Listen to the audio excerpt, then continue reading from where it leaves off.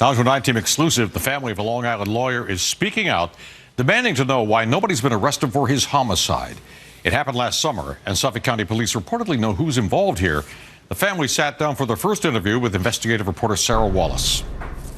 And Chuck, Suffolk County police told us they're not commenting because this is an active homicide investigation. But how active? It has been nearly 6 months, and Mike Diver's relatives are outraged, claiming they're being stonewalled.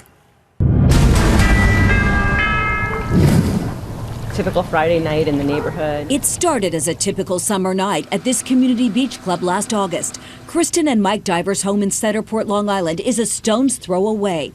They were in the band shell with friends when Mike went to use the restroom in the community clubhouse. I came back to the house about 15 minutes later. Some friends were on the deck with me, and we noticed a police car and an ambulance coming down the street. You know, a neighbor called up to me, said, "Hey, looks like your husband." And I was devastated. Divers, a 52-year-old husband and father of 2 sons, was dead on arrival at the hospital. Now, I went to the hospital and I saw my brother. He was beaten. It looked like he was in a car accident. That bad? Terrible. The family wanted us to show these photos. They're the least graphic. There was cuts all over him. He had this big bump on his head. I just kept saying, how can he be dead? He was just on the beach a minute ago. Kristen says she was told by police that Mike had suffered a heart attack after getting into a fight with someone holding a Sweet 16 party inside the clubhouse. This is the area here. A family friend who was suspicious of the story contacted private investigator Eddie Dowd and his partners. 2 gentlemen ask him to leave. He leaves with them out the back door, falls on the stairs.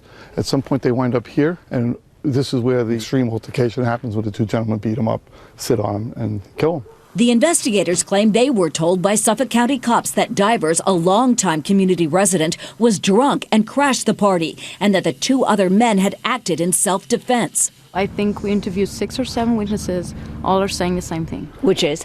Which is they beat him up, and that wasn't self-defense, that he wasn't acting out, he wasn't harassing kids at the party. Alex Coventry was at the party. They hit him, they sat on him, they left him just laying on the ground face down. Was he fighting back? Yeah, it didn't look like he had a chance to. It was 2-on-1. Coventry says Divers was on the ground for at least 30 minutes before emergency responders arrived, and that cops only briefly questioned witnesses.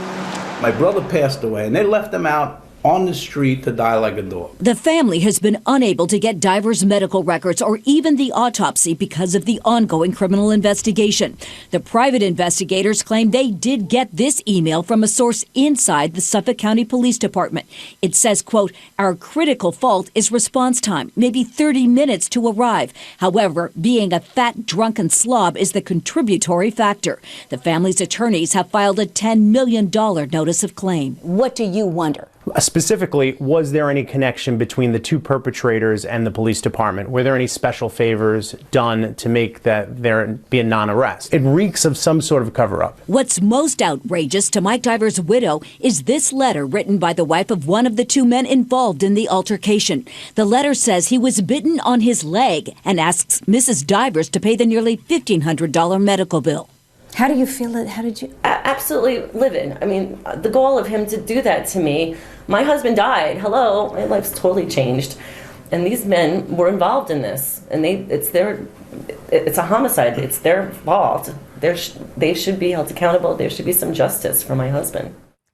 It is believed the police department does have videos of the incident. The family's attorneys say they have not been allowed to see them because of the ongoing investigation. We do know that detectives have reached out to at least 1 witness after we contacted the department. Sabila, Chuck.